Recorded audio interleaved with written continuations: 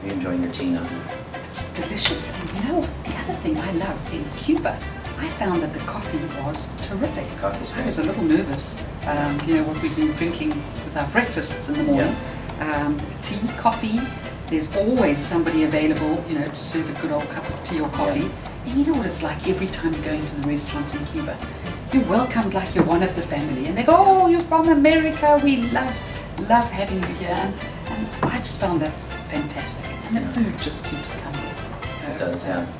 And you know, one of the things that I think a lot of people think about when they think of Cuba, but I didn't know quite so much about the processes and everything, is, you know, you mentioned coffee, and we do visit a coffee plantation, and by coffee plantation I mean like a little family house where they grow their own beans, and also cigars and rum, and so we had a chance to kind of understand that process and meet the people who are producing the stuff.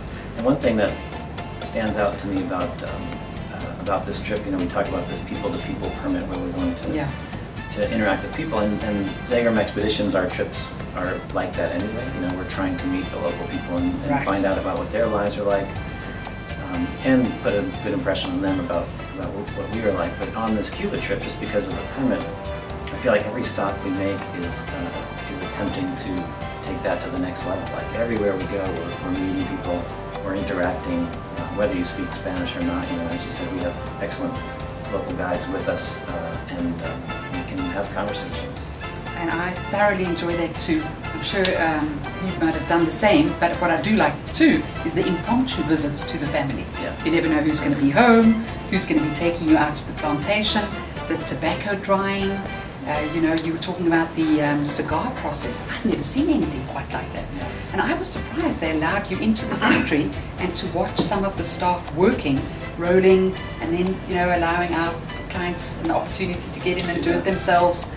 Go and sit up, smoke a cigar. You can even bring cigars home now. You know, there's the new ruling that you can bring some cigars and rum home up to the value of $100. The rum factory, interesting. The museum, I found the rum museum fascinating in Havana, and well managed, well run. But I agree with you, it's the people that really make the difference. Even walking around in Old Havana. You know, you've got the photographic opportunities where they've got all the women dressed up and the senior gentlemen with the big fat cigars. I mean, that's a point. We do need to remind folks that local currency, which is the cook, and it's the CUC, is the funds that we need as visitors. But there is a local peso, which is the CUP, total different exchange rate, but we need to make sure we carry enough currency, because you can photograph these beautiful Cuban folks, but they do expect something in return. And that brings up the point, like in general, I always encourage people to have small bills and cash with them, because not just for those those instances, but you know, you had a market, you can buy something, you can. You know, in the evenings, I always encourage people, especially on the land trips, or the land portion of the ship trip, while we are ashore, you know, after dinner, if we don't have anything planned as a group, you know, go out in the town, go have a rum, go have a beer, you know, there's music to see, and so you need some money to do that. So we always make sure in the beginning, you know, get some local currency so you can really participate. Definitely agree with that. And again, the whole safety factor, also being told that we have to remain with the group. We are absolutely allowed to walk out of the Malia Cueva Hotel, take a pedicab 5 miles into Old Havana, the music and the entertainment, just the people watching, and come back at any hour. Even if you go out for an hour, it is well worth it. You mentioned the market, and I remember that was one of my favorites.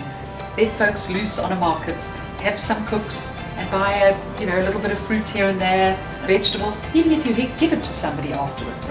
It's just so personal, and the folks are so warm and welcoming. No language issues. We don't speak the same language, but somehow it's all clear and understood. We can communicate. So music.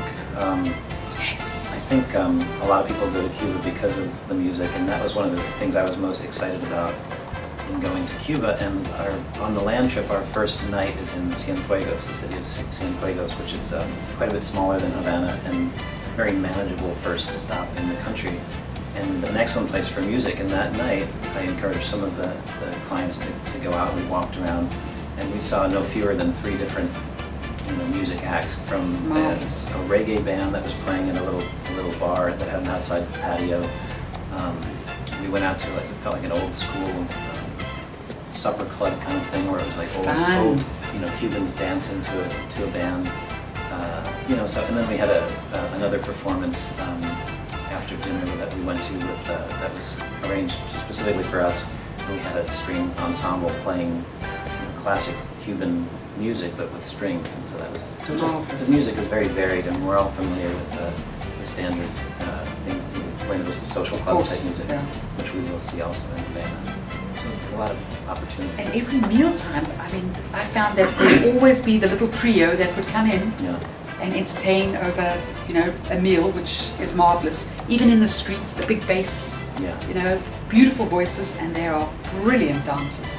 They are just brilliant dancers, and they can keep going for hours, and they love it. You can just see how happy and they sell those marvelous CDs, which is another really good reason to keep, some cooks with you.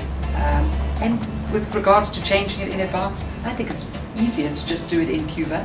Obviously, you can only get cooks in Cuba, but the interesting thing is that the exchange rate is the same at the hotel or anywhere at a restaurant. You don't have to change it at the airport or a bureau de change. Unfortunately, we pay a little more with our American dollar, so euros is a better rate. It would be 10-1 as opposed to the US being 13-1. But it's still worth it, and the shopping opportunities, fantastic. Just fantastic. There's some marvelous antique clothing. You've got to buy a big Cuban hat when you go in there for starters. Beach towels, you name it. Just wonderful shopping opportunities in Old Havana, Cienfuegos, Trinidad.